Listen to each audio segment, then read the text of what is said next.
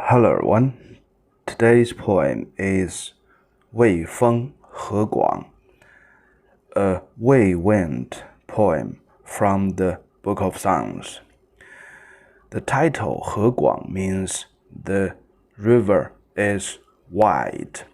So in the classic Chinese literature, the character 河 basically refers yellow river. So the 河 actually is the name for yellow river, and the river was called as 水. The water, the meaning is water for today's people. So when you're reading the classic Chinese literature, you should be very careful on that. So whenever you saw the word 水, it means river, and the name of that river is something plus 水. So the full name for Yellow River is 河水, and the full name for Yangtze River is 江水. A lot of time, the Yellow River and Yangtze River are referred as a single word, 河 or 江.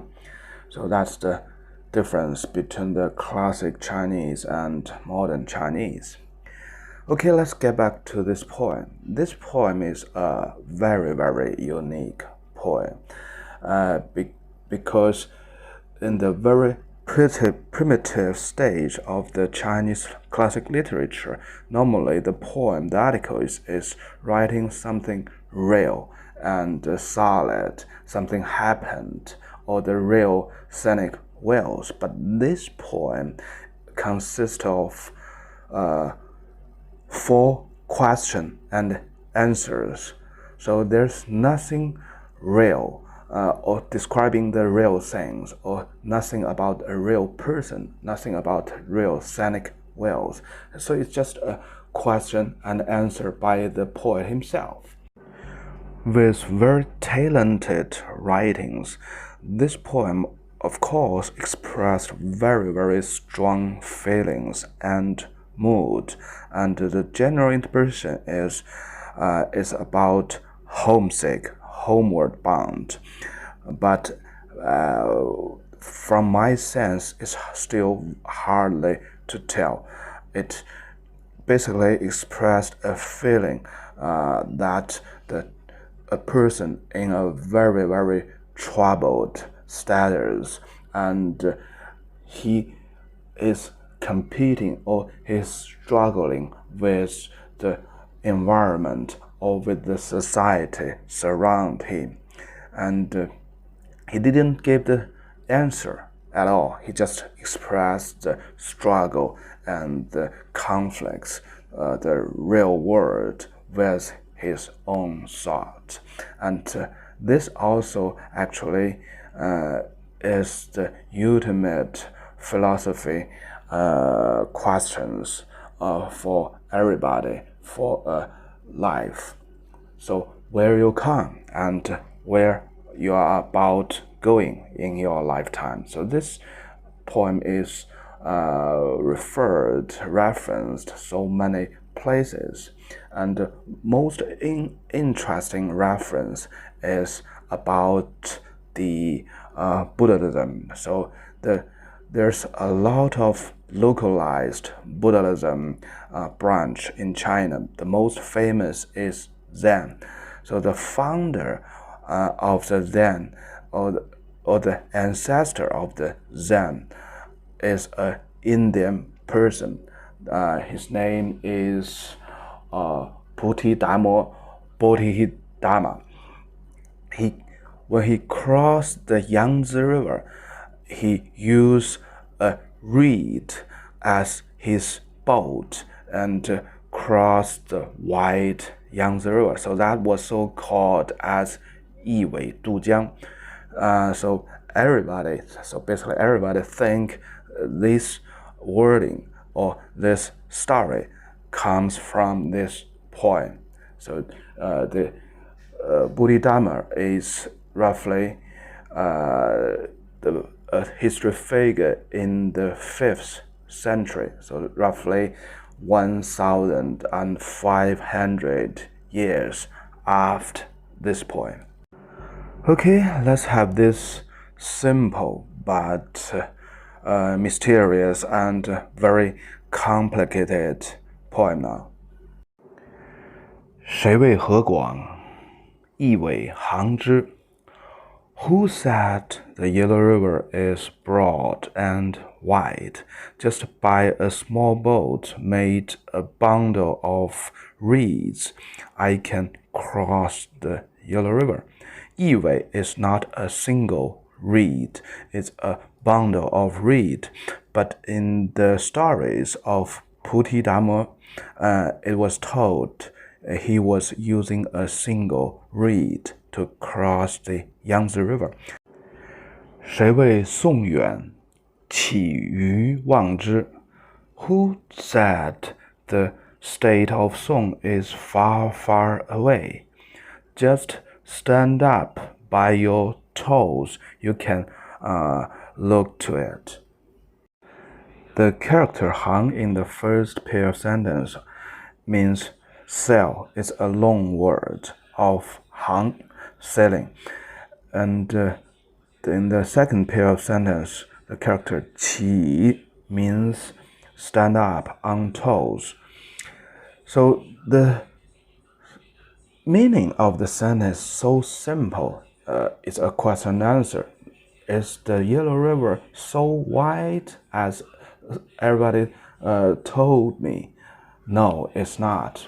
It just use a very, very small, light and not solid boat made of a bundle of reeds. You can cross the Yellow River. Is it the fact? Of course not. The Yellow River is just like the Nile River, the Mississippi River, the Amazon River. It's the most significant, big and wide river in each area, in each country. So it's not an easy small creek to cross over. And the second, Song, is a state. They are separated from the Wei state by the Yellow River, but actually it's separated by another big wide river of Ji River.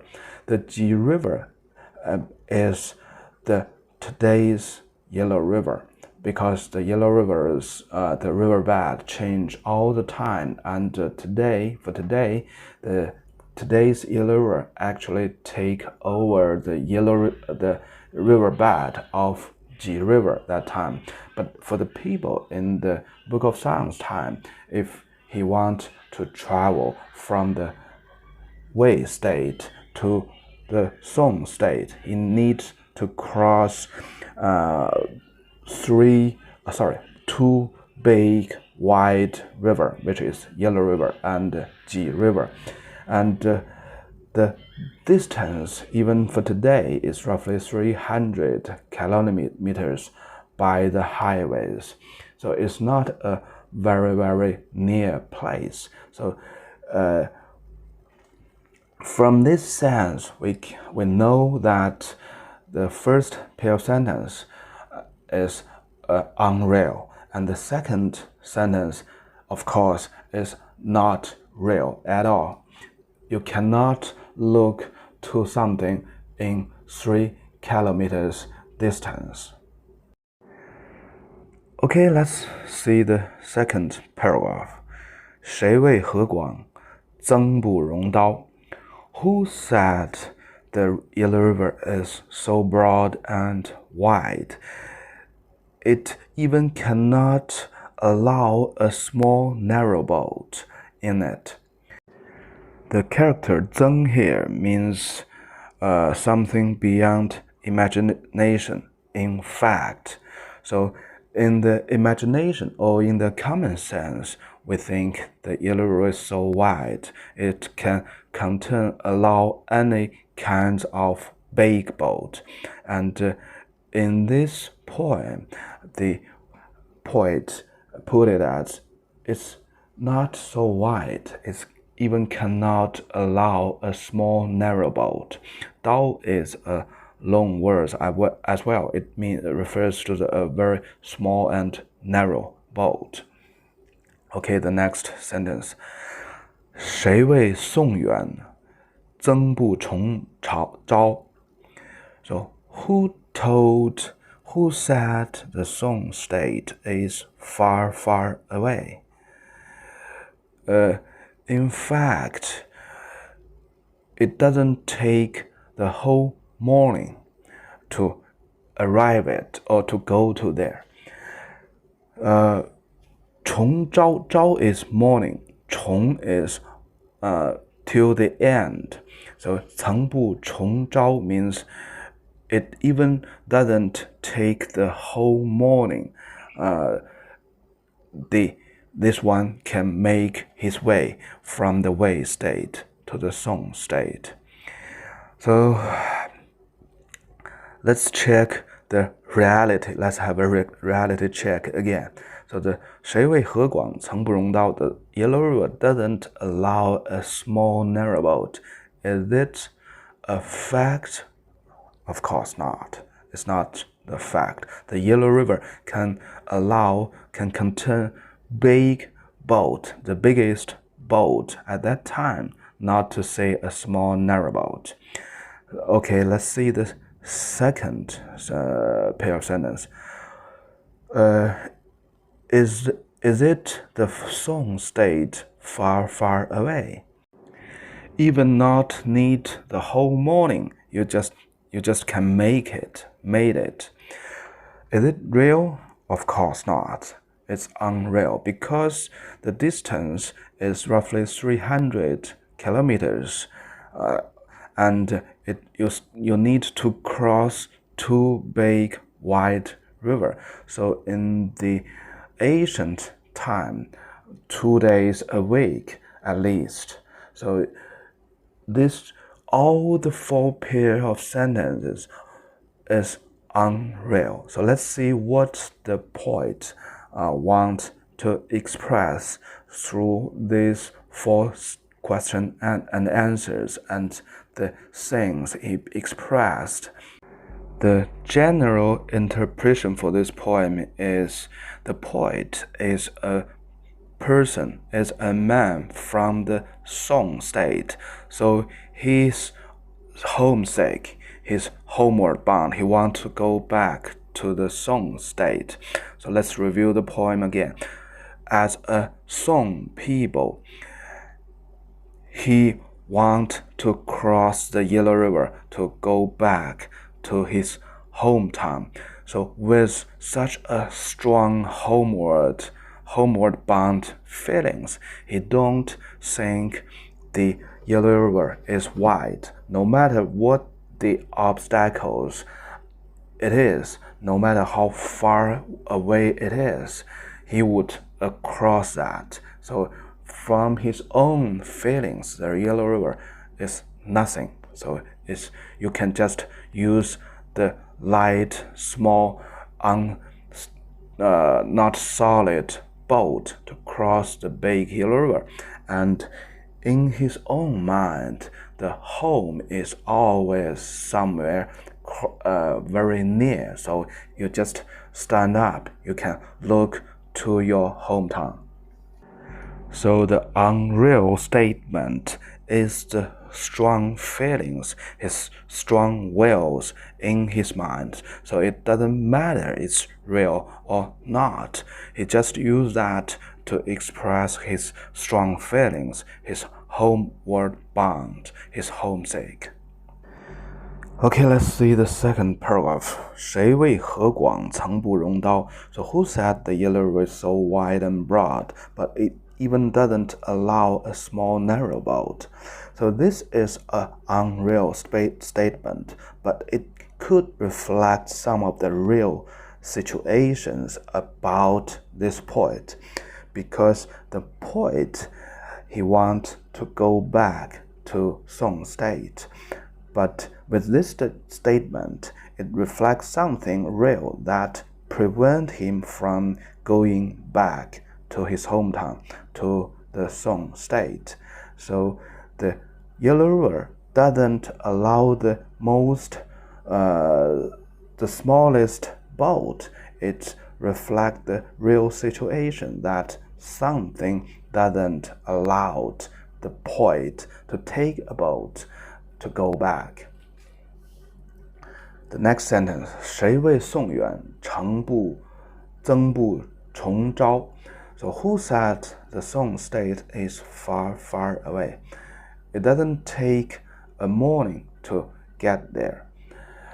So this is unreal, of course, but this is the double confirmation of the poet, of his will, of his feelings. He wants to go back to his hometown, and he's so urgent to go back to his hometown. And most importantly, this sentence expresses a feeling. He was always with his hometown, and he was so close mentally with his hometown. Like you just stand up, look to the hometown, you see it. With the assumption the poet is a person, a man from the Song state, this poem could be interpreted as a homesick, homeward-bound poem. The whole poem expresses the feelings that the poet wants to go back to his hometown very, very soon, but something prevented him to go back. But if we have a second thought, this poem is a Wei Wind, so most likely it should be written by a person from the Wei state. So if the poet is a person from the Wei state, how would you interpret this poem? And I can give you a more instance. If this poem is a female, suppose she was married to the Song state, someone in the Song state, or she was falling in love with someone in the Song state, and currently she was still, for any reason, for what I don't know for what reason, she's still within the Wei state. The Wei state is his hometown, and her lover is in the far, far away Song state. So you can use these circumstances or these two assumptions, try to review this poem again. So everything will fundamentally change, I guarantee you. Okay, that's for today, and that's for this mysterious and very complicated poem. Bye bye for now.